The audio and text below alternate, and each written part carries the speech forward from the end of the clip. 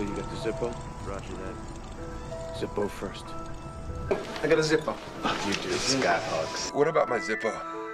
Zippo. And then these are all the apps. You've got a Zippo. I want you to have my Zippo. And he gave me this lighter. Zippo. The fucking truth is, my lucky Zippo is gonna win me Chester's fucking car. I told you, you should stop buying these shitty lighters and get like a fucking Zippo, you know? I want my fucking Zippo now. Now I'm on top paying with this giant Zippo strapped to my back. Is your Zippo still there? Thanks for the Zippo. Oh, no problem. When I was in the Army, Zippo was always in my pocket. In my day, when you had a Zippo, you were a winner. For almost 80 years, it's been the worldwide symbol of cool. The Zippo.